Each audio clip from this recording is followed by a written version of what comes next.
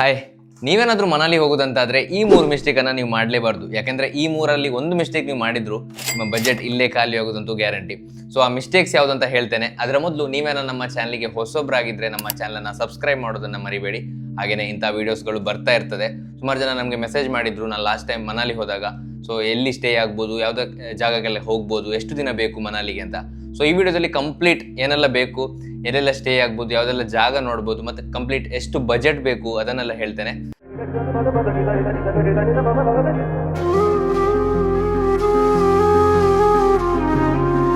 ನಾವೀಗ ಮನಾಲಿ ಅಥವಾ ನಾರ್ತ್ ಹೋದಾಗ ದೊಡ್ಡ ಮಿಸ್ಟೇಕ್ ಏನಂದ್ರೆ ಫುಡ್. ಫಸ್ಟಿಗೆ ನಮ್ಗೆ ಆದಂತಹ ಸ್ಕ್ಯಾಮ್ ಅದೇ ಫುಡ್ ಅಲ್ಲಿ. ಒಂದು ರೆಸ್ಟೋರೆಂಟ್ ಅಲ್ಲಿ ನಿಲ್ಲಿಸ್ತಾರೆ. ಆ ರೆಸ್ಟೋರೆಂಟ್ ಅಲ್ಲಿ ನಾವು ತಿನ್ನೋ ಮೊದಲು ಪ್ರೈಸ್ ಕೇಳ್ತೇವೆ.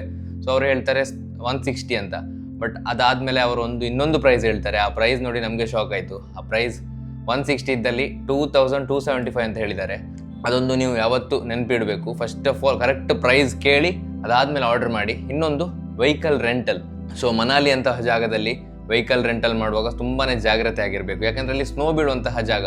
ನೀವು ಗಾಡಿ ತಗೊಳ್ಳುವಾಗ first of all 2000 rupees deposit ಇಡಬೇಕಾಯ್ತಾ. ಅದಾದ್ಮೇಲೆ 500-600 ಗಾಡಿಗೆ ಯಾವ ಗಾಡಿ ನೀವು ತಗೊಳ್ತೀರಾ ಅದರ ಮೇಲೆ ನೀವು 500-600 ಪೇ ಮಾಡಬೇಕು. ಬಟ್ ನೀವು ಗಾಡಿ ತಗೊಂಡ್ಮೇಲೆ ಒಂದು ಸಣ್ಣ ಸ್ಕ್ರ್ಯಾಚ್ ಇದ್ರೂ ಕೂಡ ಕಂಪ್ಲೀಟ್ 2000 ನೀವು ಅವರಿಗೆ ಕೊಡಬೇಕಾಗ್ತದೆ. ಸೊ ಹಾಗಾಗಿ ಗಾಡಿ ರೆಂಟಲ್ ಮಾಡುವಾಗ ಎಲ್ಲ ಸ್ವಲ್ಪ ಜಾಗ್ರತೆ ಮಾಡಿ. ಅಥವಾ ನೀವು ಟ್ಯಾಕ್ಸಿ ಕೂಡ ಆಪ್ಟ್ ಮಾಡ್ಬೋದು. ಇನ್ನೊಂದು ಏನಂದರೆ ಈ ಮೇಯ್ನ್ ಇರುವಂಥದ್ದು ಸ್ನೋ ಆ್ಯಕ್ಟಿವಿಟೀಸ್ ಅಲ್ಲಲ್ಲಿ ಸುಮಾರು ಜನ ಹೇಳ್ತಾರೆ. ಬಟ್ ನೀವೇನಾದರೂ ರ್ಯಾಂಡಮ್ ಆಗಿ ಸ್ನೋ ಆ್ಯಕ್ಟಿವಿಟೀಸನ್ನು ಚೂಸ್ ಮಾಡಿ ಹೋದರೆ ಸೊ ನಮಗೆ ಆದದ್ದು ನಿಮಗೂ ಕೂಡ ಆಗ್ಬೋದು. ಅದೇನಾಯಿತು ಅಂತ ಈ ವಿಡಿಯೋದಲ್ಲಿ ಹೋಗ್ತಾ ಹೇಳ್ತೇನೆ. ಸೊ ಈ 3 ಮಿಸ್ಟೇಕನ್ನು ನೀವು ಮಾಡಲೇಬೇಡಿ. ಸೊ ಈಗ ಈ ಕಂಪ್ಲೀಟ್ ಮನಾಲಿಯ ಐಟನರಿಯನ್ನು ನಾವು ನೋಡ್ಕೊಂಡು ಬರೋಣ.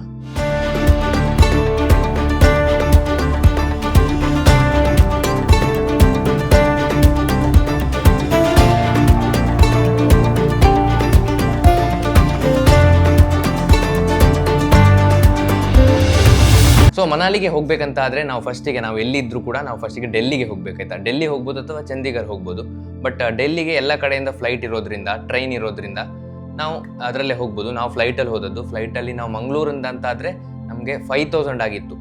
ಒಂದು 1-2 ಮಂತ್ಸ್ ಬ್ಯಾಕ್ ಬುಕ್ ಮಾಡಿದ್ರಿಂದ. ಸೊ ಸಡನ್ ಬುಕ್ ಮಾಡಿದ್ರೆ ನಿಮಗೆ 7-8,000 ಆಗ್ತದೆ. ಬಟ್ 1 ಮಂತ್ ಪ್ರೀವಿಯಸ್ ಆಗಿ ಬುಕ್ ಮಾಡಿ. ಸೊ ಈಗೆಲ್ಲ ನಿಮಗೆ ಆ್ಯಕ್ಚುಲಿ 5000ಗೆಲ್ಲ ಸಿಗ್ತಾ ಇದೆ. ಸೊ ಮನಾಲಿಗೆ ಹೋಗೋದಂತ ಆದರೆ ಪರ್ಫೆಕ್ಟ್ ಸೀಸನ್ ಅಂದರೆ ಈಗ ಅಂದರೆ ಜನವರಿಯಿಂದ ಮೇ ತನಕ. ಸೊ ಹಾಗಾಗಿ ಅಲ್ಲಿ ಒಳ್ಳೆ ಸೀಸನ್ ಅಂತೆ. ಮಳೆ ಎಲ್ಲ ಏನೂ ಇಲ್ಲ, ಸ್ನೋಫಾಲ್ ಕೂಡ ಇರ್ತದೆ. ಸೊ ನೀವು ಹೋಗ್ಬೋದು. ಸೊ ಫಸ್ಟ್ಗೆ ಮಂಗಳೂರಿಂದ ಡೆಲ್ಲಿಗೆ ಅಥವಾ ನೀವು ಬ್ಯಾಂಗ್ಳೂರಿಂದ ಡೆಲ್ಲಿ ಹೋಗೋದಂತ ಆದರೆ ಡೆಲ್ಲಿ ಹೋದ್ಮೇಲೆ ಅಲ್ಲಿ ನೈಟಿಗೆ ವೋಲ್ವೋ ಇರುತ್ತೆ. 7 ಸ್ಟಾರ್ಟ್ ಆಗಿ ರಾತ್ರಿ 12 ತನಕ ಇರ್ತದೆ. ಸೊ ನಾನು ಒಂದು ಪರ್ಫೆಕ್ಟ್ ಟೈಮ್ ಅಂದರೆ ನೀವೊಂದು 11 ಅಥವಾ 10 ಆ ಟೈಮಿಗೆ ನೀವು ವೋಲ್ವೋ ಬುಕ್ ಮಾಡಿದರೆ ಕರೆಕ್ಟಾಗಿ ಒಂದು 6-7 ಹೊತ್ತಿಗೆ ನೀವು ಮನಾಲಿ ರೀಚ್ ಆಗ್ತೀರಾ. ಅಲ್ಲಿ ಎಲ್ಲ ಹೋಟೆಲ್ನ ಚೆಕ್-ಇನ್ ಎಲ್ಲ ಜಾಸ್ತಿಯಾಗಿ 9-10 ಇರ್ತದೆ. ಸೊ ಆದಷ್ಟು ಲೇಟ್ ಹೋದ್ರೇನೆ ಒಳ್ಳೇದು. ನೀವು ಸೊ 10 ಬುಕ್ ಮಾಡಿ ವೋಲ್ವೋ. ಸೊ ವೋಲ್ವೋ ಹೋಗ್ಬೇಕಂತ ಆದರೆ ನೀವು ಡೆಲ್ಲಿ ಏರ್ಪೋರ್ಟಿಂದ ಡೈರೆಕ್ಟಾಗಿ ಕಾಶ್ಮೀರಿ ಗೇಟ್ ಅಂತ ಒಂದು ಬಸ್ ಸ್ಟ್ಯಾಂಡ್ ಇದೆ. ನಮ್ಮ ಬ್ಯಾಂಗ್ಳೂರಲ್ಲೆಲ್ಲ ಹೇಗೆ ಮೆಜೆಸ್ಟಿಕ್ ಅಂತ ಇದೆ, ಅದೇ ಥರ ಕಾಶ್ಮೀರಿ ಗೇಟ್ ಅಂತ ಒಂದು ಬಸ್ ಸ್ಟ್ಯಾಂಡ್ ಇದೆ. ಅಲ್ಲಿ ಹೋಗಬೇಕು. ಅಲ್ಲಿ ಹೋದಾದ್ಮೇಲೆ ನೀವು ಅಲ್ಲಿ ಸುಮಾರು ವೋಲ್ವೋ ಬಸ್ಗಳು ನಿಂತಿರ್ತದೆ. ಸೊ ಅದರಲ್ಲಿ ನಿಮ್ಮ ಬಸ್ನ ನಂಬರ್ ಪ್ಲೇಟ್ ನೋಡಿ ಹೋಗ್ಬೋದು. ಸೊ ಬಸ್ಸಲ್ಲಿ ಹೋದಾಗ ನೀವು ಮಧ್ಯದಲ್ಲಿ ಊಟಕ್ಕೆಲ್ಲ ನಿಲ್ಲಿಸ್ತಾರೆ. ಊಟಕ್ಕೆ ನಿಲ್ಲಿಸಿದಾಗ ಈ ಥರ ಸ್ಕ್ಯಾಮ್ ಆಗೋದು ಜಾಸ್ತಿ. ಸೊ ಹಾಗಾಗಿ ನಾನೇನು ಫುಡ್ ಸ್ಕ್ಯಾಮ್ ಹೇಳಿದೆ ಅದನ್ನು ಸ್ವಲ್ಪ ಕೇರ್ಫುಲ್ ಆಗಿ ಗಮನಿಸಿ. ಸೊ ಫಸ್ಟ್ ಡೇ ನೀವು ಮನಾಲಿಗೆ ರೀಚ್ ಆದಾಗ ನೀವು ಫಸ್ಟಿಗೆ ರೂಮೆಲ್ಲ ಚೆಕ್-ಇನ್ ಮಾಡಿ ಫ್ರೆಶ್ ಅಪ್ ಆಗಿ ನೀವು ಲೋಕಲ್ ಸೈಟ್ ಸೀಯಿಂಗ್ ಮಾಡ್ಬೋದು. ಲೋಕಲ್ ಸೈಟ್ ಸೀಯಿಂಗಲ್ಲಿ ನಿಮಗೆ ವಸಿಷ್ಠ ಟೆಂಪಲ್ ಇದೆ, ಹಾಗೆಯೇ ಜೋಗ್ನಿ ವಾಟರ್ ಫಾಲ್ಸ್ ಇದೆ. ಅಲ್ಲಿ ವಾಟರ್ ಫಾಲ್ಸ್ ಅಂತ ಹೇಳಿದರೆ ನಮ್ಮ ಊರಲ್ಲೆಲ್ಲ ಹೇಗಿದೆ ಆ ಥರ ವಾಟರ್ ಫಾಲ್ಸ್ ಅಲ್ಲ, ಫುಲ್ ಸ್ನೋಯಿಂದ ತುಂಬಿರ್ತದೆ. ಅಷ್ಟೊಂದು ಕೋಲ್ಡ್ ಇದೆ ಆ ಜಾಗ. ಅದಾದಮೇಲೆ ನೀವು ಅಲ್ಲಿಂದ ಈ ನೇಚರನ್ನು ನೋಡ್ತಾ ಬೇರೆ ಬೇರೆ ಜಾಗಗಳಿಗೆ ಹೋಗ್ಬೋದು. ಇದಿಷ್ಟು ನೀವು ಬೆಳಿಗ್ಗೆ ಹೊತ್ತಲ್ಲಿ ಮಾಡ್ಬೋದು, ಬೆಳಿಗ್ಗಿಂದ ಮಧ್ಯಾಹ್ನ ಹೊತ್ತಲ್ಲಿ. ಸೊ ಮಧ್ಯಾಹ್ನ ಊಟ ಎಲ್ಲ ಮಾಡಿ ಅಲ್ಲಿ ಸಾಕಷ್ಟು ಹೋಟೆಲ್ಗಳಿದೆ. ಮನಾಲಿ ಲೋಕಲ್ ಫುಡ್ ಎಲ್ಲ ಸಾಕಷ್ಟಿದೆ, ಅದನ್ನು ಟ್ರೈ ಮಾಡ್ಬೋದು. ಸಿದ್ದು ಆ ಥರದ್ದೆಲ್ಲ ಸುಮಾರಿದೆ, ಅದನ್ನೆಲ್ಲ ಟ್ರೈ ಮಾಡ್ಬೋದು. ಮತ್ತು ಈವ್ನಿಂಗ್ ನೀವೊಂದು ಸನ್ಸೆಟ್ ಹೊತ್ತಿಗೆ 4-5 ಹೊತ್ತಿಗೆ ಹಡಿಂಬ ಟೆಂಪಲ್ ಖಂಡಿತ ಮಿಸ್ ಮಾಡದೆ ಹೋಗಬೇಕು. ಆ್ಯಕ್ಚುಲಿ ತುಂಬಾ ಸೂಪರ್ ಆದಂತಹ ಒಂದು ಟೆಂಪಲ್ ಅದು. ಸೊ ಭೀಮನ ಪತ್ನಿ ಹಡಿಂಬ ದೇವಿಗೆ ಅರ್ಪಿಸಿದಂತಹ ದೇವಸ್ಥಾನ. ಸೊ ಅಲ್ಲಿಗೆ ಖಂಡಿತ ಹೋಗಬೇಕು. ನೀವು ಏ ಜವಾನಿಯೇ ದಿವಾನಿ ಮೂವಿ ನೋಡಿದರೆ ಅದರಲ್ಲಿ ಕೂಡ ಇದೆ ಹಡಿಂಬ ಟೆಂಪಲ್. ಅದಾದಮೇಲೆ ಅದರ ಹತ್ರನೇ ಮನು ಟೆಂಪಲ್ ಕೂಡ ಇದೆ. ಸೊ ಅಲ್ಲಿ ಕೂಡ ನೀವು ವಿಸಿಟ್ ಮಾಡ್ಬೋದು. ಅಲ್ಲಿಂದ ಒಂದು 3-4 ಕಿಲೋಮೀಟರ್ಸ್ ಅಷ್ಟೇ. ಸೊ ಅಲ್ಲಿ ಕೂಡ ಒಂದು ಸೂಪರ್ ಆದಂತಹ ಸಿಟಿ ಆ ಮನು ಟೆಂಪಲ್ನ ಏರಿಯಾ. ಸೊ ಅಲ್ಲಿ ಕೂಡ ವಿಸಿಟ್ ಮಾಡಿ ಆದಮೇಲೆ ಲಾಸ್ಟಿಗೆ ನೈಟ್ ಹೊತ್ತಿಗೆ ಒಂದು 7 o'clock 8 o'clock ಹೊತ್ತಿಗೆ ನೀವು ಮೇಯ್ನ್ ಮನಾಲಿಯಲ್ಲಿ ಎಲ್ಲರೂ ಬರುವಂತಹ ಹೈಯೆಸ್ಟ್ ಟೂರಿಸ್ಟ್ ಫುಟ್ಫಾಲ್ ಆಗುವಂತಹ ಮಾಲ್ ರೋಡ್ಗೆ ಖಂಡಿತ ಬರಲೇಬೇಕು. ಯಾಕೆಂದ್ರೆ ಮಾಲ್ ರೋಡ್ನ ಒಂದು ಆಂಬಿಯನ್ಸ್ ಏನಿದೆ ಅಥವಾ ಅಲ್ಲಿನ ಒಂದು ಏರಿಯಾದಲ್ಲಿ ತುಂಬಾನೇ ಖುಷಿ. ಅಲ್ಲಿ ಶಾಪಿಂಗ್ ನೀವು ಬೇಕಿದ್ರೆ ಮಾಡ್ಬೋದು, ಫುಡ್ ತಿನ್ಬೋದು, ಹಾಗೇನೆ ಫ್ರೆಂಡ್ಸ್ ಜೊತೆ ಫೋಟೋ ತೆಗಿಬೋದು, ಹಾಗೇನೆ ಅಲ್ಲಿ ಐಸ್ ಕ್ರೀಮ್ಸ್ ತಿನ್ಬೋದು. ಸೊ ಕೋಲ್ಡ್ ವೆದರ್ಗೆ ಯಾರು ಐಸ್ ಕ್ರೀಮ್ ತಿಂತಾರೆ ಗೊತ್ತಿಲ್ಲ, ಬಟ್ ನಾನಂತೂ ತಿಂದೆ, ನಮ್ಮ ಫ್ರೆಂಡ್ಸ್ ಎಲ್ಲ ತಿಂದರು. ಸೊ ನೀವು ಕೂಡ ಖಂಡಿತ ಅಲ್ಲಿನ ಐಸ್ ಕ್ರೀಮ್ ತಿನ್ಬೋದು. ಅದರಲ್ಲಿ ಮೇಯ್ನ್ ಆಗಿ 18 ಸಾಫ್ಟಿ ಅಂತ ಒಂದಿದೆ, ಅದು ಕೂಡ ತಿನ್ಬೋದು.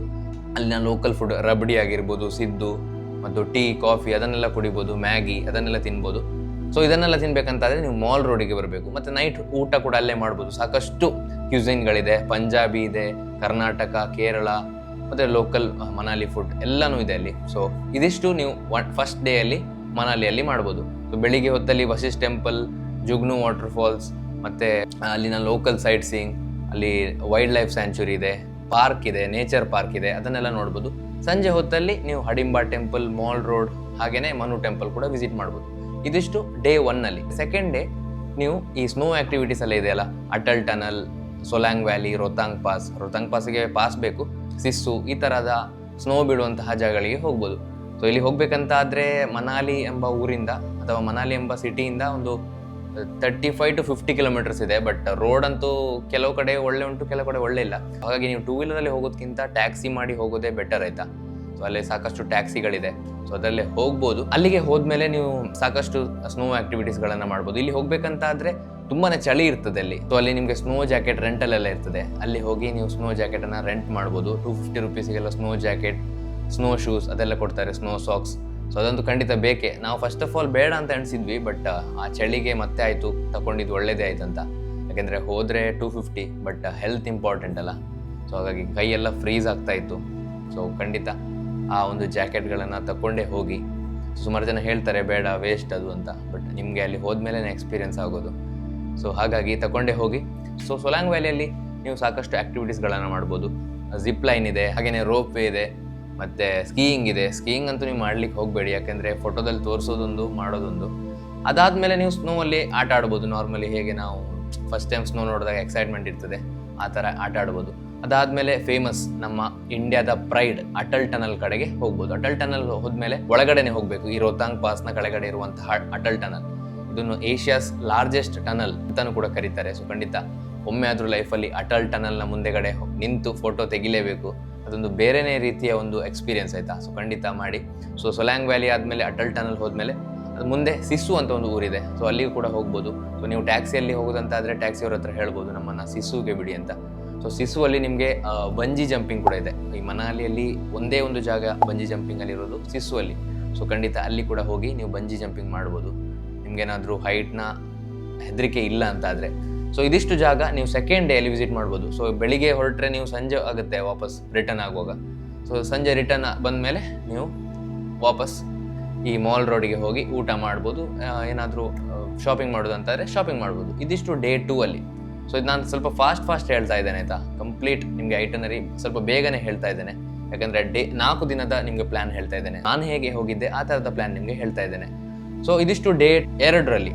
ಸೊ ಫಸ್ಟ್ ಡೇ ಅಲ್ಲಿ ಲೋಕಲ್ ಸೈಟ್ ಸೀಯಿಂಗ್ ಮಾಡಿದ್ರೆ, ಸೆಕೆಂಡ್ ಡೇ ಅಲ್ಲಿ ಈ ತರ ಸ್ನೋ ಆಕ್ಟಿವಿಟೀಸ್ಗಳನ್ನ ಮಾಡ್ಬೋದು. ಸೊ ನೀವು ಕೂಡ ಫ್ರೆಂಡ್ಸ್ ಆಗಿದ್ರೆ ಅಥವಾ ಸೋಲೋ ಆಗಿದ್ರೆ ನಿಮಗೆ ಕರೆಕ್ಟ್ ಆದ ಪ್ಯಾಕೇಜ್ ಸಿಗ್ತಾ ಇಲ್ಲ ಅಂತ ಆದ್ರೆ, ನಿಮ್ಮ ಬಜೆಟ್ ಅಲ್ಲಿ ಪ್ಯಾಕೇಜ್ ಸಿಗ್ತಾ ಇಲ್ಲ ಅಂತ ಆದ್ರೆ ಖಂಡಿತ ನಮಗೆ ಮೆಸೇಜ್ ಮಾಡ್ಬೋದು. ನಿಮ್ಮ ಕಸ್ಟಮೈಸ್ ಡೇಟಿಗೆ ನಾವು ಪ್ಯಾಕೇಜ್ ಅನ್ನ ಅರೇಂಜ್ ಮಾಡಿ ಕೊಡ್ತೇವೆ. ಇದರಲ್ಲಿ ನಿಮಗೆ flight tickets, bus stay, food, local site seeing ಎಲ್ಲಾನು ಇನ್ಕ್ಲೂಡ್ ಆಗಿರುತ್ತೆ. ಸೊ ಹಾಗಾಗಿ ನಿಮ್ಗೆ ಏನಾದರೂ ಮನಾಲಿ ಹೋಗಬೇಕು ಅಂತ ಆಸೆ ಇದ್ರೆ ಖಂಡಿತ ನಮಗೆ ಮೆಸೇಜ್ ಮಾಡಿ. ಪರ್ಸನ್ ಅನ್ರೀಚೇಬಲ್ SK ಅಂತ ಇದೆ. ಸೊ ಅಲ್ಲಿ ಮೆಸೇಜ್ ಮಾಡಿ. ಹಾಗೇನೆ ಕಮೆಂಟ್ ಸೆಕ್ಷನಲ್ಲಿ ಮನಾಲಿ ಅಂತ ಟೈಪ್ ಮಾಡಿ, ನಿಮಗೆ ಕಂಪ್ಲೀಟ್ ಡೀಟೇಲ್ಸನ್ನು ಸೆಂಡ್ ಮಾಡ್ತೀವಿ. ಈ ಮನಾಲಿ ಅಂತಲ್ಲ, ಯಾವ ಜಾಗ ಬೇಕಿದ್ರೂ ಹೋಗಿ, ನಾವು ನಿಮಗೆ ಕಂಪ್ಲೀಟ್ ಪ್ಯಾಕೇಜನ್ನು ಕೊಡ್ತೇವೆ. ಡೇ 3ಯಲ್ಲಿ ನೀವು ಸೀದಾ ಮನಾಲಿಯಿಂದ ಕಸೋಲ್ ಕಡೆಗೆ ಹೋಗ್ಬೋದು. ಸೊ ಮನಾಲಿಯಿಂದ ಕಸೋಲ್ ಒಂದು 50 ಕಿಲೋಮೀಟರ್ಸ್ ಇದೆ. ಸೊ ಇದನ್ನು ಕೂಡ ನೀವು ಟ್ಯಾಕ್ಸಿಯಲ್ಲಿ ಹೋಗಬೇಕು ಅಥವಾ ಬಸ್ ಕೂಡ ಇದೆ, ಬಟ್ ಟ್ಯಾಕ್ಸಿಯಲ್ಲಿ ಹೋಗೋದೇ ಬೆಟರ್ ಅಂತ ಹೇಳ್ತೇನೆ. ಬಸ್ ಅಂದರೆ ತುಂಬಾ ಟೈಮ್ ತಗೊಳ್ತದೆ. ಮತ್ತು ರೋಡ್ ಅಂತೂ ಹಿಮಾಚಲ್ನ ರೋಡ್ ಅಂತೂ ಹೇಳೋದೇ ಬೇಡ, ಅಷ್ಟೊಂದು ಕೆಟ್ಟದಾಗಿದೆ ರೋಡ್. ಕೆಳಗಡೆ ಫುಲ್ ಪ್ರಪಾತನೇ. ಸೊ ಹಾಗಾಗಿ ನೀವು ಟ್ಯಾಕ್ಸಿಯಲ್ಲೇ ಹೋಗ್ಬೋದು, ಸಣ್ಣ ಗಾಡಿಯಲ್ಲಿ ಹೋದಷ್ಟೇ ಒಳ್ಳೆಯದು. ಕಸೋಲ್ ಕಡೆ ಹೋಗುವಾಗ ನಿಮಗೆ ಕುಲ್ಲು ಅಂತ ಒಂದು ಊರು ಸಿಗ್ತದೆ. ಈ ಕುಲ್ಲು ಅಲ್ಲಿ ಫೇಮಸ್ ಪ್ಯಾರಾಗ್ಲೈಡಿಂಗ್. ಈ ಮನಾಲಿಯಲ್ಲಿ ಪ್ಯಾರಾಗ್ಲೈಡಿಂಗ್ ತುಂಬಾನೇ ಫೇಮಸ್ ಆಯ್ತಾ, ಮೇಲಿಂದ ಹಾರುವಂಥದ್ದು. ಅದರ ಒಂದು ಕ್ಲಿಪ್ಪನ್ನು ಹಾಕ್ತೇನೆ ನೋಡಿ. How cute. You can put me in the trash can, throw me on the sidewalk, drop me at the crossroads, sell me at the thrift shop. I don't really care where you send me, send me, send me. No, I don't really care. You can drop me in the ocean, leave me in the alley, hide me in the basement, or leave me at the lost and found. I don't really care where you lose me, lose me, lose me, or if you choose me. So ಈ ಥರದ experience ನೀವು ಮಾಡಬೇಕಂತಾದರೆ ಮನಾಲಿಯಿಂದ ಕಸೋಲ್ ಕಡೆ ಹೋಗುವಾಗ ಕುಲ್ಲು ಅಂತ ಒಂದು ಊರು ಸಿಗ್ತದೆ. So ಅಲ್ಲಿ ನಿಮ್ಮ ಡ್ರೈವರ್ ಹತ್ರ ಹೇಳಿದ್ರೆ ಆಯಿತು ನಮಗೆ ಪ್ಯಾರಾಗ್ಲೈಡಿಂಗ್ ಮಾಡಲಿಕ್ಕಿದೆ ಅಂತ. So 2500 to 3500 depending on the season and weather. So weather ಒಳ್ಳೆ ಇಲ್ಲ ಅಂತಾದರೆ ನಿಮಗೆ ಪ್ಯಾರಾಗ್ಲೈಡಿಂಗ್ ಮಾಡಲಿಕ್ಕೆ ಆಗೋದೇ ಇಲ್ಲ. ಸೊ ಪುಣ್ಯಕ್ಕೆ ನಮಗೆ ಒಳ್ಳೆ ವೆದರ್ ಸಿಕ್ತು. ಸೊ ಹಾಗಾಗಿ ಇದಕ್ಕೆ ಹೋಗಬೇಕಂತಾದರೆ ನೀವು 2500 ಪೇ ಮಾಡಿ ಅವರದೇ ಜೀಪಲ್ಲಿ ಈ ಗುಡ್ಡೆಯ ಮೇಲೆ ಕಡೆ ಕರ್ಕೊಂಡು ಹೋಗ್ತಾರೆ, 7000 ಫೀಟ್ ಮೇಲೆ ಕಡೆ. ಸೊ ಅಲ್ಲಿಂದ ಹಾರ್ತಾರೆ. ಸೊ ಅದೊಂದು different type of experience. So ಖಂಡಿತ ನೀವು ಟ್ರೈ ಮಾಡಲೇಬೇಕು, ಅಟ್ಲೀಸ್ಟ್ ಒಮ್ಮೆ ಲೈಫಲ್ಲಿ ಟ್ರೈ ಮಾಡಲೇಬೇಕು ಈ ಪ್ಯಾರಾಗ್ಲೈಡಿಂಗ್ ಎಂಬುದು. ಯಾಕೆಂದರೆ ಇದು ಮಾಡೋ ಮೊದಲು ನಮಗೆ ಹೆದರಿಕೆ ತುಂಬಾ ಇರ್ತದೆ, ಹೇಗೆ ಬಿದ್ದರೆ ಹಾಗೆ ಹೀಗೆ ಮೇಲೆ ಅಂತ ಏನಾಗುತ್ತೆ ಅಂತ. ಬಟ್ ಮಾಡಿದ ಮೇಲೆ ಲೈಫಲ್ಲಿ ಹೆದರಿಕೆ ಎಂಬುದು ಏನೂ ಇರುವುದಿಲ್ಲ ಅಂತ ನನ್ನ ಒಂದು ಅನಿಸಿಕೆ. ಯಾಕೆಂದರೆ ನನಗೆ ಅದು ಮಾಡೋ ಮೊದಲು ಸ್ವಲ್ಪ ಹೆದರಿಕೆ ಇತ್ತು, ಬಟ್ ಈಗ ಅದು ಅಂತಲ್ಲ, ಯಾವುದೇ ಆ್ಯಕ್ಟಿವಿಟೀಸ್ನ ಹೆದರಿಕೆ ಇಲ್ಲ. So thanks to paragliding. So ನೀವು ಕೂಡ ಪ್ಯಾರಾಗ್ಲೈಡಿಂಗ್ ಮಾಡ್ಬೋದು. ಪ್ಯಾರಾಗ್ಲೈಡಿಂಗ್ ಮಾಡುವಾಗ ಇದರಲ್ಲಿ ನಿಮಗೆ ಒಬ್ಬರೇ ಮಾಡ್ಲಿಕ್ಕೆ ಆಗೋದಿಲ್ಲ, ಇದರಲ್ಲಿ ನಿಮಗೆ ಪೈಲಟ್ ಕೂಡ ಇರ್ತಾರೆ. ಸೊ ಅವರು ಇನ್ಸ್ಟ್ರಕ್ಷನ್ ಪ್ರಕಾರ. ಬಟ್ ಪ್ಯಾರಾಗ್ಲೈಡಿಂಗಲ್ಲಿ 2500 ಕೊಟ್ಟರೆ ಪ್ಯಾರಾಗ್ಲೈಡಿಂಗ್ ಮಾಡ್ತಾರೆ, ಬಟ್ 500 ಎಕ್ಸ್ಟ್ರಾ ಕೊಟ್ಟರೆ ನಿಮಗೆ ಥ್ರಿಲ್ ಅಂತ ಮಾಡಿಸ್ತಾರೆ. ಸೊ ನೀವೇನಾದರೂ ನಂತರ ವೀಕ್ ಹಾರ್ಟೆಡ್ ಆಗಿದ್ರೆ ಖಂಡಿತ ಅದೊಂದು ಮಾಡ್ಲಿಕ್ಕೆ ಹೋಗಬೇಡಿ. ಯಾಕೆಂದರೆ ಅದರಲ್ಲಿ ಫುಲ್ ಸುತ್ತಿಸ್ತಾರೆ, ಹೊಟ್ಟೆ ತಲೆ ಎಲ್ಲನೂ ತಿರುಗ್ತಾ ಇರುತ್ತೆ. ಸೊ ಹಾಗಾಗಿ ಅದನ್ನೊಂದು ಮಾಡ್ಲಿಕ್ಕೆ ಹೋಗಬೇಡಿ. ನಿಮಗೆ ನಂತರ ವೀಕ್ ಹಾರ್ಟ್ ಇದ್ರೆ, ಅದು ಬಿಟ್ಟು ನಿಮಗೆ ನಿಜವಾಗ್ಲೂ ಥ್ರಿಲ್ ಬೇಕಂತಾದರೆ ಖಂಡಿತ ಮಾಡಿ. ಈ ಪ್ಯಾರಾಗ್ಲೈಡಿಂಗಲ್ಲಿ ನಿಮ್ಮ ಹತ್ರ ಓನ್ ಕ್ಯಾಮರಾ ಇದ್ದರೆ, GoPro Insta360 ಎಲ್ಲ ಇದ್ದರೆ ನೀವೇ ರೆಕಾರ್ಡ್ ಮಾಡ್ಬೋದು. ಅದು ಬಿಟ್ಟು ನಿಮಗೆ ವಿಡಿಯೋ ಬೇಕು ಬಟ್ ಕ್ಯಾಮರಾ ಇಲ್ಲ ಅಂತಾದರೆ ಅದು ಕೂಡ ಅವರ ಹತ್ರ ಇದೆ. ಸೊ 500 ರೂಪೀಸ್ ಎಕ್ಸ್ಟ್ರಾ ಕೊಟ್ಟರೆ ಅವರ GoPro ಕೊಡ್ತಾರೆ, ವೀಡಿಯೋಸ್ ಕೂಡ ಕೊಡ್ತಾರೆ, ಅದರಲ್ಲಿ ಫೋಟೋಸ್ ಕೂಡ ಕೊಡ್ತಾರೆ. ಸೊ ಇದಿಷ್ಟು ಪ್ಯಾರಾಗ್ಲೈಡಿಂಗ್. ಸೊ ಪ್ಯಾರಾಗ್ಲೈಡಿಂಗ್ ಮುಗ್ದಾದ್ಮೇಲೆ ವಾಪಸ್ ಟ್ಯಾಕ್ಸಿ ಕಡೆ ಬಂದು ಸ್ವಲ್ಪ ಮುಂದೆ ಹೋದರೆ ರಿವರ್ ರಾಫ್ಟಿಂಗ್, ಮನಾಲಿಯಲ್ಲಿ ಫೇಮಸ್ ಇದು ಕೂಡ ರಿವರ್ ರಾಫ್ಟಿಂಗ್. ಸೊ ಇದೆಲ್ಲ ಹೇಳ್ತಾ ಇರೋದು ನಾನು ಮನಾಲಿಯ ಆ್ಯಕ್ಟಿವಿಟೀಸ್ ಬಗ್ಗೆ. ಈಗ ಅಷ್ಟೊಂದು ರಿವರಲ್ಲಿ ನೀರಿಲ್ಲ, ಬಟ್ ಇದೊಂದು ಬೇರೆ ರೀತಿಯ ಮಜಾ. ಯಾಕೆಂದರೆ ದಾಂಡೇಲಿಯಲ್ಲೆಲ್ಲ ನಾವು ಮಾಡಿರ್ತೇವೆ. ಈ ಥರದ ಕೋಲ್ಡ್ ಪ್ಲೇಸಲ್ಲಿ ರಿವರ್ ರಾಫ್ಟಿಂಗ್ ಹೇಗಾಗ್ಬೋದು ಅಂತ ಒಮ್ಮೆ ಯೋಚನೆ ಮಾಡಿ. ನಿಮಗೆ ನಿಜವಾಗ್ಲೂ ಈ ಥರದೊಂದು ಅಡ್ವೆಂಚರ್ ಮಾಡಬೇಕಂತ ಆದರೆ ಖಂಡಿತ ರಿವರ್ ರಾಫ್ಟಿಂಗ್ ಮಾಡ್ಬೋದು. ಇದಕ್ಕೆ ಪರ್ ಪರ್ಸನ್ ಅಥವಾ ಪರ್ ಬೋಟ್ 1500 to 2000 ಆಗ್ತದೆ. ಸೊ 4 ಜನ ಇದ್ದರೆ 500 ಪರ್ ಪರ್ಸನ್. ಸೊ ಆರಾಮ್ಸೆ ಮಾಡ್ಬೋದು. ಬಂದದಕ್ಕೆ ಒಂದು ಎಕ್ಸ್ಪೀರಿಯನ್ಸ್ ಮಾಡಲಿಕ್ಕೋಸ್ಕರ ಮಾಡ್ಬೋದು ಅಷ್ಟೇ. ಅದು ಬಿಟ್ಟು ನೀರು ಕಮ್ಮಿದ್ದ ಟೈಮಲ್ಲಿ ನೀವು ಮಾಡಿದರೆ ಏನು ಪ್ರಯೋಜನ ಇಲ್ಲ. ಸೊ ಇದೆರಡು ಆ್ಯಕ್ಟಿವಿಟೀಸ್ಗಳು ಮಾಡಿ ಸೀದಾ ನೀವು ಅಲ್ಲಿಂದ ಕಸೋಲ್ ಕಡೆ ಹೋಗ್ಬೋದು. ಕುಲ್ಲುಯಿಂದ ಕಸೋಲಿಗೆ ಒಂದು 35 ಕಿಲೋಮೀಟರ್ಸ್. ಸೀದಾ ಟ್ಯಾಕ್ಸಿಯಲ್ಲಿ ಮಲ್ಕೊಂಡೆ ಕಸೋಲ್ ಕಡೆ ಹೋಗ್ಬೋದು. ಸೊ ಕಸೋಲ್ಗೆ ರೀಚ್ ಆದಮೇಲೆ ನೀವು ಫಸ್ಟಿಗೆ ಅಲ್ಲಿನ ರೂಮ್ ಚೆಕ್-ಇನ್ ಎಲ್ಲ ಮಾಡಿ. ಅಲ್ಲಿ ಸಾಕಷ್ಟು ಹಾಸ್ಟೆಲ್ಗಳು ಕೂಡ ಇದೆ, ಹಾಗೆಯೇ ರೂಮ್ಸ್ಗಳು ಕೂಡ ಇದೆ. ಬಟ್ ಮನಾಲಿಗೆ ಕಂಪೇರ್ ಮಾಡಿದರೆ ಸ್ವಲ್ಪ ಕಾಸ್ಟ್ಲಿ ಕಸೋಲ್. ಯಾಕೆಂದರೆ ಇದು ಪಾರ್ಟಿ ಡೆಸ್ಟಿನೇಷನ್ ಮಾಡಿದ್ದಾರೆ, ಸೊ ಅಲ್ಲಿನ ಜನರು. ಸೊ ಹಾಗಾಗಿ ಸ್ವಲ್ಪ ಕಾಸ್ಟ್ಲಿಯಲ್ಲಿ. ಬಟ್ ಖಂಡಿತ ಅಲ್ಲಿಗೆ ಫಸ್ಟ್ ರೀಚ್ ಆಗಿ ನೀವು ರೂಮ್ ಎಲ್ಲ ಚೆಕ್-ಇನ್ ಮಾಡಿ ಲೋಕಲ್ ಶಾಪಿಂಗ್ ಎಲ್ಲ ಮಾಡ್ಬೋದು. ಸೊ ಇಲ್ಲಿ ಸಾಕಷ್ಟು ಹಿಪ್ಪಿ ಕಲ್ಚರ್ ಇರೋದ್ರಿಂದ, ಪಾರ್ಟಿ ಕಲ್ಚರ್ ಇರೋದ್ರಿಂದ ಸೊ ಅಲ್ಲಿ ಸಾಕಷ್ಟು ಶಾಪಿಂಗ್ ಉಂಟು. ಸೊ ಖಂಡಿತ ಶಾಪಿಂಗ್ ಮಾಡ್ಬೋದು. ಈ ಡ್ರೆಸ್ ಆಗಿರ್ಬೋದು, ಅಲ್ಲಿನ ಸೂಟ್ಸ್ ಆಗಿರ್ಬೋದು, ಅಲ್ಲಿನ ಕಸೋಲ್ ಫೇಮಸ್ ಸೂಟ್ಸ್ ಆಗಿರ್ಬೋದು, ಹಾಗೆಯೇ ಕಸೋಲ್ ಬ್ರೌನಿ ಅದು ಕೂಡ ನೀವು ಟ್ರೈ ಮಾಡ್ಬೋದು. ಹಾಗೆಯೇ ಸ್ಟಿಕ್ಕರ್ಸ್, ಫ್ರಿಜ್ ಮ್ಯಾಗ್ನೆಟ್ಸ್ ಅದೆಲ್ಲ ಉಂಟಲ್ಲಿ. ಬಟ್ ಕಸೋಲ್ ತುಂಬಾ ಫೇಮಸ್ ಆಗಿರೋದು ಆಗಲೇ ಹೇಳಿದಾಗೆ ಪಾರ್ಟಿಗಳಿಗೆ ಮತ್ತು ಅಲ್ಲಿನ ಕೆಫೆಗಳಿಗೆ. ಆಯಿತಾ, ಶಾಪಿಂಗ್ ಎಲ್ಲ ಆದಮೇಲೆ ಸಂಜೆ ನೀವು ಅಲ್ಲಿನ ಕೆಫೆಗಳಿಗೆ ಹೋಗ್ಬೋದು. ಸ್ಟೆಪ್ ಇನ್ ಕೆಫೆ ಅಂತ ನಾನೊಂದು ಹೋಗಿದ್ದೆ. ಸೊ ಅದು ಕೂಡ ತುಂಬಾ ಸೂಪರ್ ಆಗಿರುವಂಥದ್ದು. ಪಾರ್ವತಿ ವ್ಯಾಲಿ ಪಕ್ಕದಲ್ಲಿ ಇರುವಂತಹ ಕೆಫೆ, ಸ್ಟೆಪ್ ಇನ್ ಕೆಫೆ ಅಂತ. ಸೊ ಖಂಡಿತ ಅದನ್ನು ವಿಸಿಟ್ ಮಾಡಿ. ನೈಟ್ ಹೊತ್ತಲ್ಲಿ, ನಾವು ಬೆಳಿಗ್ಗೆ ವಿಸಿಟ್ ಮಾಡಿದ್ದು, ಬಟ್ ನೈಟ್ ಹೊತ್ತಲ್ಲಿ ಇನ್ನೂ ಸೂಪರ್ ಆಗಿರುತ್ತೆ ಸ್ಟೆಪ್ ಇನ್ ಕೆಫೆ. ಸೊ ಖಂಡಿತ ವಿಸಿಟ್ ಮಾಡಿ. ಕೆಫೆಗೆ ಹೋದ್ಮೇಲೆ ಅಲ್ಲಿಂದ ನೈಟ್ ಪಾರ್ಟೀಸ್ ಎಲ್ಲ ಇರ್ತದೆ. ಸೊ ನೀವೇನಾದರೂ ಪಾರ್ಟಿ ಪ್ರಿಯರ್ ಅಂತ ಆದರೆ ಖಂಡಿತ ಪಾರ್ಟೀಸ್ಗೆಲ್ಲ ಹೋಗ್ಬೋದು. ಸೊ ಇಲ್ಲಿಗೆ ಪಾರ್ಟಿಗೆಲ್ಲ ಹೋಗಿ ನಿಮ್ಮ ಡೇ 3 ಕಸೋಲಲ್ಲಿ ಎಂಡ್ ಮಾಡ್ಬೋದು. ಡೇ 4 ಎದ್ದು ನೀವು ಫಸ್ಟಿಗೆ ಕಸೋಲಲ್ಲಿ ಹೋಗಬೇಕಾದಂತಹ ಜಾಗ ಮಣಿಕರಣ್ ಸಾಹಿಬ್ ಅಂತ. ಈ ಮಣಿಕರಣ್ ಸಾಹಿಬ್ ಅಂತ ಹೇಳಿದರೆ ಶಿವ ಮತ್ತು ಪಾರ್ವತಿಗೆ ಅರ್ಪಿಸಿದಂತಹ ದೇವಸ್ಥಾನ. ಸೊ ಇಲ್ಲಿ ಬಿಸಿನೀರಿನ ಸಾಕಷ್ಟು ಕುಂಡಗಳಿದೆ ಆಯ್ತಾ. ಆ ಬಿಸಿನೀರಿನ ಕುಂಡಗಳಿಂದ ಬಿಸಿನೀರು ಮೇಲೆ ಬರ್ತಾ ಇರ್ತದೆ. ಸೊ ಹಾಗಾಗಿ ಖಂಡಿತ ಅದನ್ನು ವಿಸಿಟ್ ಮಾಡಲೇಬೇಕು. ಯಾಕೆಂದರೆ ಇಂಡಿಯಾದಲ್ಲಿ ಇಂತಹ ಜಾಗ ನಾನು ನೋಡಿದ ಫಸ್ಟ್ ಈ ಥರದ್ದು. ಸೊ ಖಂಡಿತ ಮಣಿಕರಣ್ ಸಾಹಿಬನ್ನು ನೀವು ವಿಸಿಟ್ ಮಾಡಬೇಕು. ಸೊ ಇದರ ಬಗ್ಗೆ ಒಂದು ಸಣ್ಣ ವಿಡಿಯೋ ಕೂಡ ಮಾಡಿದ್ದೇನೆ ನನ್ನ ಇನ್ಸ್ಟಾಗ್ರಾಮಲ್ಲಿ. ಇಲ್ಲಿ ಐ ಬರ್ತಾ ಇರುತ್ತೆ ನೋಡಿ, ಸೊ ಅಲ್ಲಿ ನೀವು ಹೋಗಿ ನೋಡ್ಬೋದು. ಸೊ ಮಣಿಕರಣ್ ಸಾಹಿಬ್ ಅಂತ ಈ ಒಂದು ದೇವಸ್ಥಾನ ವಿಸಿಟ್ ಮಾಡಿ ಆದಮೇಲೆ ಇದೊಂದು ತುಂಬಾ ಯೂನಿಕ್ ಆದಂತಹ ದೇವಸ್ಥಾನ. ಸೊ ಇಲ್ಲಿ ಬೇರೆ ದೇವಸ್ಥಾನ ಥರ ಪ್ರಸಾದ ನಮ್ಮ ಕೈ ಕೊಡಲ್ಲ, ಅಕ್ಕಿ ಕೊಡ್ತಾರೆ, ಅದನ್ನು ಅದೇ ಬಿಸಿನೀರಿಗೆ ಹಾಕಿ ಬೇಯಿಸಿ ಅದನ್ನೇ ಪ್ರಸಾದದ ರೂಪದಲ್ಲಿ ನಾವು ಸೇವಿಸಬೇಕಾಯ್ತಾ. ಸೊ ಖಂಡಿತ ಮಣಿಕರಣ್ ಸಾಹಿಬನ್ನು ವಿಸಿಟ್ ಮಾಡಿ, ಅದಾದಮೇಲೆ ವಾಪಸ್ ನೀವು ಅಲ್ಲಿಂದ ಬಂದು ಸ್ವಲ್ಪ ಶಾಪಿಂಗ್ ಮಾಡಿ ಸೀದಾ ಮನಾಲಿಗೆ ಹೋಗ್ಬೋದು, ಅಥವಾ ಅಲ್ಲಿಂದ 20 ಕಿಲೋಮೀಟರ್ ದೂರದಲ್ಲಿರುವಂತಹ ಬುಂತರ್ ಎಂಬ ಊರಿಗೆ ಬರ್ಬೋದು. ಬುಂತರ್ಗೆ ಬಂದ ಮೇಲೆ ಸೊ ಏನು ಮನಾಲಿಯಿಂದ ಡೆಲ್ಲಿಗೆ ವೋಲ್ವೋಗಳು ಹೋಗ್ತದೆ, ಸೊ ಅದೆಲ್ಲ ಬುಂತರ್ ಮೂಲಕನೇ ಹೋಗುವಂಥದ್ದಾಯ್ತಾ. ಸೊ ಹಾಗಾಗಿ ನೀವು ವಾಪಸ್ ಕಸೋಲಿಂದ ಮನಾಲಿ 50 ಕಿಲೋಮೀಟರ್ ಹೋಗ್ಬೇಕಂತ ಆಗಿಲ್ಲ, ಒಂದು ಕಸೋಲಿಂದ 20 ಕಿಲೋಮೀಟರ್ಸ್ ಮುಂದೆಗಡೆ ಇರುವಂತಹ ಬುಂತರ್ ಎಂಬ ಊರಿಗೆ ಬಂದರೆ ಸಾಕು. ಅಲ್ಲಿಂದ ನೀವು ಡೆಲ್ಲಿ ಹೋಗುವಂತಹ ಈ ವೋಲ್ವೋ ಪಿಕ್ ಮಾಡ್ಬೋದು ಅಲ್ಲಿಂದಾನೆ. ಇದಿಷ್ಟು ನನ್ನ ಮನಾಲಿಯ ಪ್ಲ್ಯಾನಲ್ಲಿ. ಸೊ ಆ್ಯಕ್ಚುಲಿ ನನಗೆ ಈ ವಿಡಿಯೋ ತುಂಬಾ ಲೆಂತಿ ಮಾಡಲಿಕ್ಕೆ ಇಷ್ಟ ಇರಲಿಲ್ಲ, ಸೊ ಹಾಗಾಗಿ ಫಾಸ್ಟ್ ಹೇಳಿದ್ದೇನೆ. ಇದಾದಮೇಲೆ ಒಂದು ಸಪ್ರೇಟ್ ವಿಡಿಯೋ ನಮ್ಮ ಎಕ್ಸ್ಪೀರಿಯನ್ಸ್ ಹೇಗಾಯಿತು ಅದನ್ನೆಲ್ಲ ಹೇಳ್ತೇನೆ. ಸೊ ನಾವು ಆ್ಯಕ್ಚುಲಿ 4 ಮೆಂಬರ್ಸ್ ಹೋಗಿದ್ವಿ, ಫ್ರೆಂಡ್ಸ್ ಎಲ್ಲ. ಸೊ ಅವರ ಜೊತೆ ಕೂತ್ಕೊಂಡು ಒಂದು ವಿಡಿಯೋ ಮಾಡೋ ಒಂದು ಪ್ಲ್ಯಾನ್ ಇದೆ, ಸೊ ಅದು ಕೂಡ ನೀವು ನೋಡ್ಬೋದು. ಅದನ್ನೆಲ್ಲ ನೋಡಬೇಕಂತ ಆದರೆ ಸಬ್ಸ್ಕ್ರೈಬ್ ಮಾಡಿ. ಬಟ್ ಇವತ್ತಿನ ಈ ವಿಡಿಯೋದಲ್ಲಿ ಇಷ್ಟೇ. ಸುಮಾರು ಜನ ನನ್ನ ವೀಡಿಯೋಸ್ಗೆ ಕಮೆಂಟ್ ಹಾಕಿದ್ರಿ, ಇನ್ಸ್ಟಾಗ್ರಾಮಲ್ಲಿ ಮೆಸೇಜ್ ಹಾಕಿದ್ರಿ, ಸೊ ಮನಾಲಿಗೆ ಎಷ್ಟು ಬಜೆಟ್ ಆಯಿತು, ನಾವು ಹೇಗೆ ಹೋಗ್ಬೋದು, ಯಾವುದು ಬೆಸ್ಟ್ ಟೈಮ್ ಅಂತ. ಸೊ ಹಾಗಾಗಿ ಈ ಒಂದು ವಿಡಿಯೋ ಮಾಡ್ತಾ ಇರೋದು ನಾನು. ಸೊ ಖಂಡಿತ ನಿಮ್ಮೆಲ್ಲರಿಗೂ ಯೂಸ್ ಆಗೋದಂತೂ ಗ್ಯಾರಂಟಿ ಈ ವಿಡಿಯೋ. ಸೊ ಮನಾಲಿಗೆ ನೀವು ಹೋಗ್ಬೇಕಂತ ಅಂದರೆ ಬೆಸ್ಟ್ ಟೈಮ್ ಯಾವುದಂದರೆ ಜನವರಿಯಿಂದ ಮೇ ತನಕ ಆಯಿತಾ. ಈ ಟೈಮಲ್ಲಿ ಹೋದರೆ ನಿಮಗೆ ಸ್ನೋ ಕೂಡ ಸಿಗ್ತದೆ, ಹಾಗೆಯೇ ಒಂದು ಒಳ್ಳೆ ವೆದರ್ ಕೂಡ ಇರ್ತದೆ, ಚಳಿ ವೆದರ್ ಕೂಡ ಇರ್ತದೆ. ಅದು ಬಿಟ್ಟು ಮೇ ನಂತರ ಹೋದರೆ, ಜೂನಿಗೆಲ್ಲ ಹೋದರೆ ತುಂಬಾ ಮಳೆ. ಅಲ್ಲಿನ ಮಳೆಗೆ ರೋಡೆಲ್ಲ ಕೊಚ್ಕೊಂಡು ಹೋಗಿತ್ತು ಲಾಸ್ಟ್ ಇಯರ್. ಸೊ ನೀವು ನ್ಯೂಸೆಲ್ಲ ನೋಡಿರ್ತೀರಾ. ಸೊ ಜೂನಲ್ಲೇ ಹೋಗಬೇಡಿ. ಹೋಗೋದಾದರೆ ಮೇ ತನಕ ಟೈಮ್ ಇದೆ. ಮೇ ಒಳಗೆ ಯಾವಾಗ ಬೇಕಿದ್ರೂ ಹೋಗಿ. ಸ್ನೋಫಾಲ್ ಕೂಡ ಇರ್ತದೆ, ಬಿದ್ದಂತಹ ಸ್ನೋ ಕೂಡ ಇರ್ತದೆ. ಸ್ನೋಫಾಲ್ ಆದಾಗ ಸ್ವಲ್ಪ ನಮಗೆ ಪ್ರೈಸ್ ಕೂಡ ಜಾಸ್ತಿ ಆಗ್ತದೆ ಆಯಿತಾ.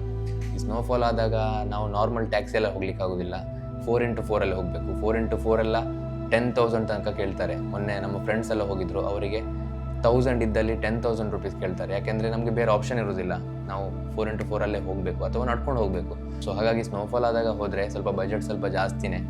ಸೊ ಸ್ನೋಫಾಲ್ ಯಾವಾಗ ಆಗ್ತದೆ ಆಗ ಹೋಗಬೇಡಿ, ಸ್ನೋಫಾಲ್ ಆದ 1-2 ದಿನ ಬಿಟ್ಟು ಹೋಗಿ, ಆಗ ಕರೆಕ್ಟ್ ಆಗ್ತದೆ ಅಂತ ಹೇಳ್ತಾ ಇವತ್ತಿನ ಈ ವಿಡಿಯೋದಲ್ಲಿ ಇಷ್ಟೇ. ಸೊ ಇದು ಬಿಟ್ಟು ನಿಮ್ಗೆ ಏನಾದರೂ ಬೇರೆ ಡೌಟ್ ಇದ್ದರೆ ಖಂಡಿತ ನಮ್ಮ ಇನ್ಸ್ಟಾಗ್ರಾಮಲ್ಲಿ ಮೆಸೇಜ್ ಮಾಡ್ಬೋದು. ಪರ್ಸನ್ ಅನ್ರೀಚಬಲ್ SK ಅಂತ ಇದೆ, ಅಲ್ಲಿ ಹೋಗಿ ಮೆಸೇಜ್, ಏನೇ ಡೌಟ್ ಇದ್ದರೂ ಖಂಡಿತ ಮೆಸೇಜ್ ಮಾಡ್ಬೋದು.